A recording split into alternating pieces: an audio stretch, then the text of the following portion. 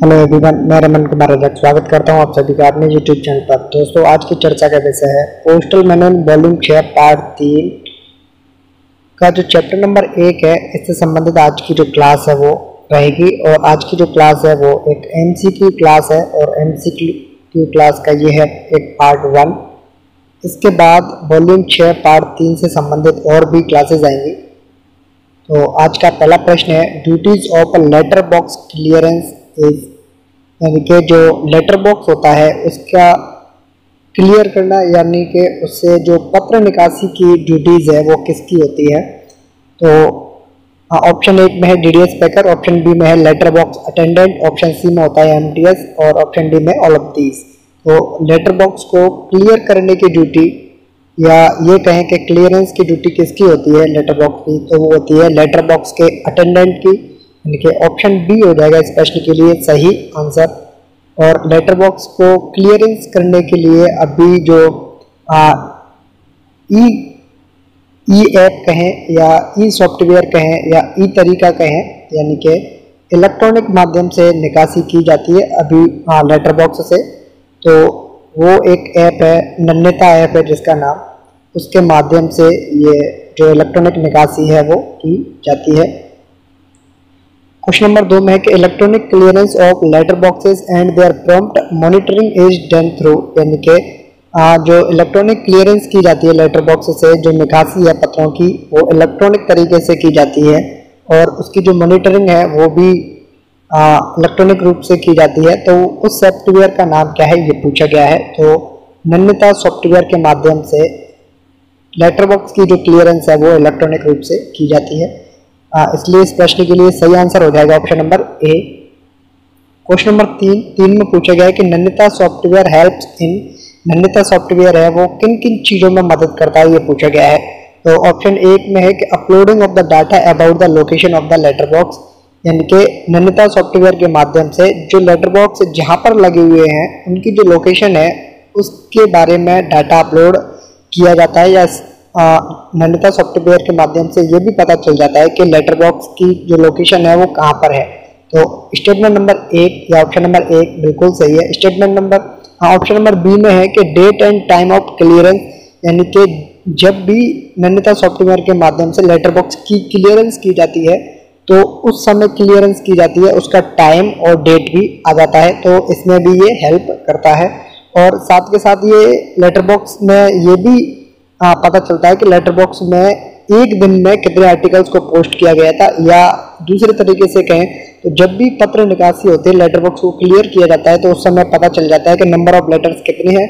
उसका जब data upload करते हैं तो नन्यता सॉफ्टवेयर के माध्यम से इस बात की भी जानकारी मिल जाती है कि लेटर बॉक्स में कितने लेटर्स को पोस्ट किया गया था। तो ऑप्शन नंबर ए, बी, सी तीनों सही हैं, इसलिए इस प्रश्न के लिए सही आंसर हो जाएगा ऑल ऑफ दीज।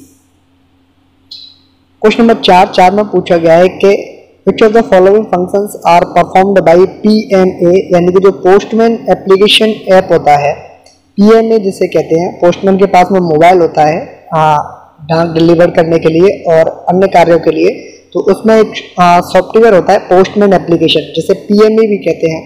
तो PMA का कार्य क्या क्या है या ये पूछा गया है। तो ऑप्शन नंबर 1 में है delivery of speed post and register article, तो बिल्कुल सही है। PMA के माध्यम से स्पीड पोस्ट रजिस्टर आर्टिकल्स की डिलीवरी की जा सकती है। और स्टेटमेंट ऑप्शन नंबर बी भी सही है कि इसके माध्यम से पार्सल और पार्सल COD को भी डिलीवर किया जा सकता है, और इसके ही साथ साथ में PMA के माध्यम से EMO का पेमेंट भी किया जाता है। तो ऑप्शन नंबर ए, बी और सी तीनों सही है, इसलिए इस प्रश्न का सही आंसर हो जाएगा option number D, all of these.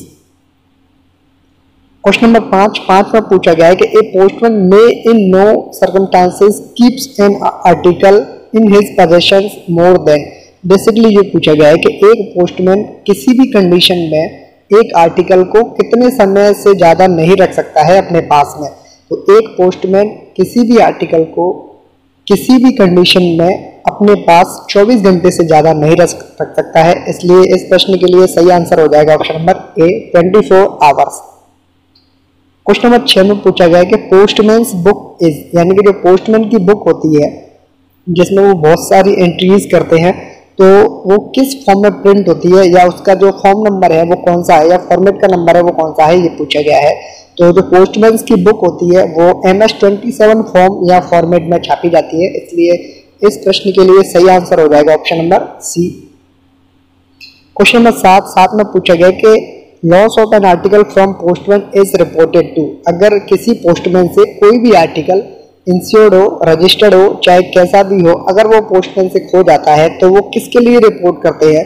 तो पोस्टमैन को सबसे पहले आकर के अपने पोस्ट मास्टर को रिपोर्ट करना होता है अगर कोई आर्टिकल उनसे खो जाता है तो loss of an article from postman is reported to post master, यानी कि ऑप्शन नंबर डी हो जाएगा इस प्रश्न के लिए सही आंसर।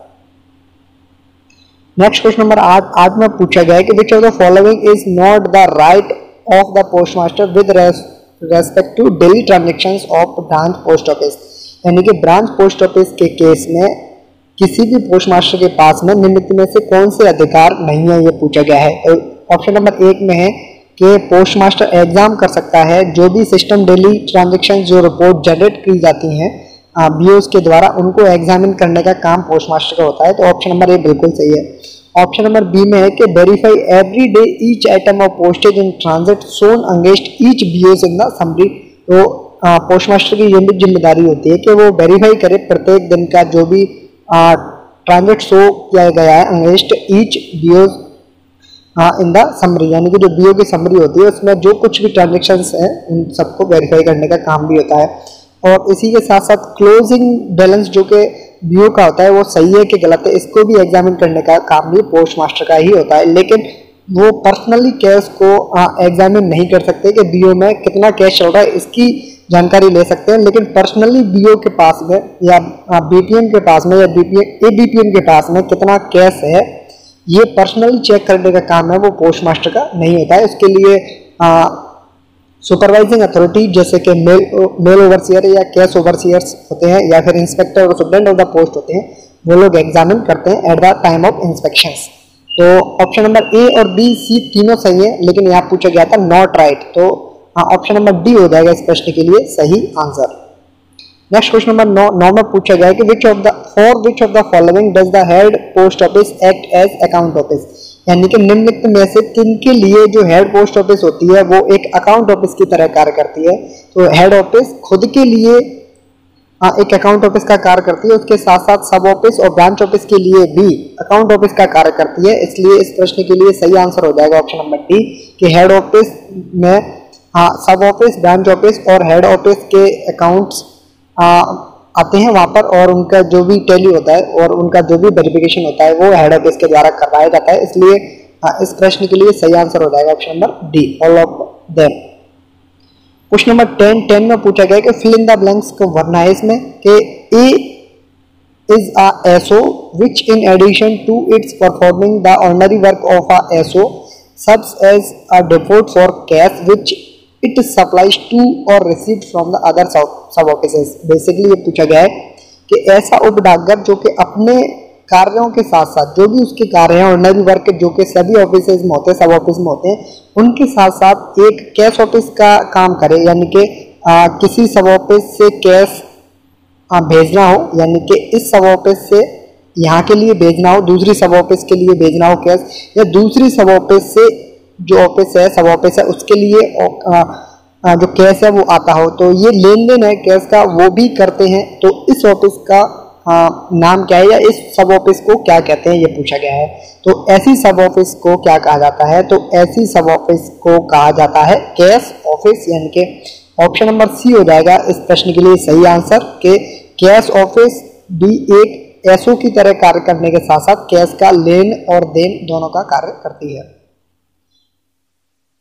क्वेश्चन नंबर 11 में पूछा गया है कि निम्नलिखित में से कौन सा स्टेटमेंट करेक्ट है और उसका संबंध किससे है? Limits for remittance by various modes of conveyance, यानी कि जो कैश कन्वेंस की जो लिमिट्स हैं वो वेरियस मोड्स से अलग अलग मोड्स में कितनी है ये पूछा गया है। और ऐसे प्रश्न 1-2 प्रश्न पूछे हैं और इनके जो लिमिट्स है वो अभी लेटेस्ट है, अभी के लिए लेटेस्ट है और आगे चेंज हो सकते हैं, लेकिन अभी फिलहाल के लिए यही लिमिट्स हैं क्योंकि रिवाइज लिमिट्स यही हैं।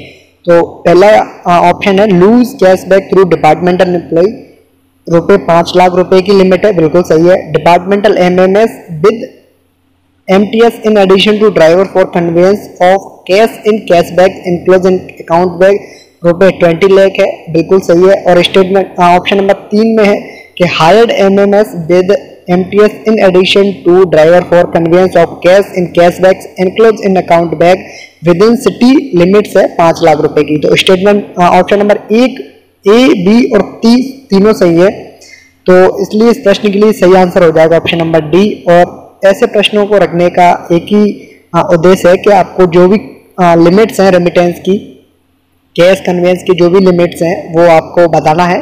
तो इनकी जो लिमिट्स हैं वो ये दे रखी है और जो वेरियस मोड्स हैं वो ये दिए हुए हैं, तो आप लोग इनको जस्ट कॉपी पेस्ट कर लेंगे।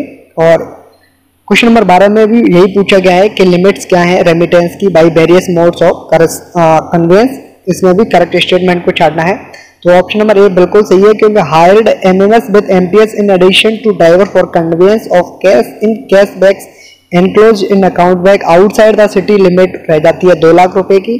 और आरएमएस के सेक्शंस या railways by TVP through cash bag includes in account bag रुपए 2 लाख की लिमिट है। और वहीं 40,000 की लिमिट है account bag handed over to carrier in वेटमेंट सिस्टम और रोड ट्रांसपोर्ट। तो ऑप्शन नंबर डी हो जाएगा इस प्रश्न के लिए सही आंसर। नेक्स्ट क्वेश्चन नंबर 13 में भी यही है कि अगर कैश अंडर आर्म फोर्सेस के साथ में जाता है तो उसके लिए भी कोई लिमिट्स नहीं है, कितने भी अमाउंट को हम लोग भेज सकते हैं। और क्वेश्चन ऑप्शन नंबर बी में है कि cash through departmental employee accompanied with another departmental employee, यानी कि 2 डिपार्टमेंटल के एम्प्लॉइज जाते हैं तो कैश की लिमिट है 10 लाख रुपए, 10 लाख रुपए तक ले जा सकते हैं। अगर कैश बीपीएम या एबीपीएम या डाक सेवक के थ्रू जाता है तो 1 लाख रुपए की लिमिट है। और वहीं कैश बीपीएम या डाक सेवक के साथ साथ में दूसरे बीपीएम एबीपीएम या डाक सेवक के साथ में जाता है तो लिमिट बढ़ के हो जाती है 2 लाख। तो ऑप्शन नंबर ई हो जाएगा इस प्रश्न के लिए सही आंसर और all of them are correct. Question number 14 में पूछा गया है कि if there is a shortage of funds in a sub post office how will it needs be met.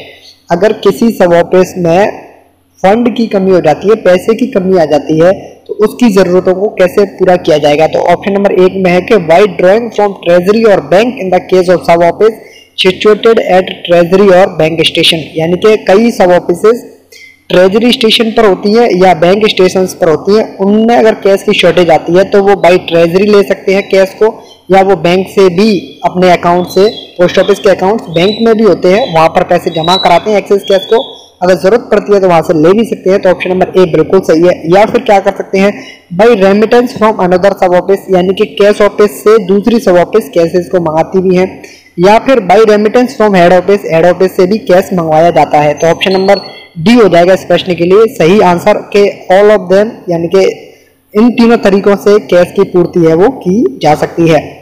वहीं अगर कैश ज्यादा हो जाता है लिमिट से सब ऑफिस में तो उसका डिस्पोजल कैसे किया जाएगा। तो डिस्पोजल का भी यही तरीका है कि वो या तो बैंक या ट्रेजरी स्टेशन पर जाकर के जमा करा सकते हैं, या अनदर पोस्ट ऑफिस जिसे कैश ऑफिस कहते हैं वहां भी जमा करा सकते हैं, या हेड ऑफिस के लिए भी कैश को भेज सकते हैं। तो तीनों तरीके भी एक्सेस कैश के मामले में भी यही है। और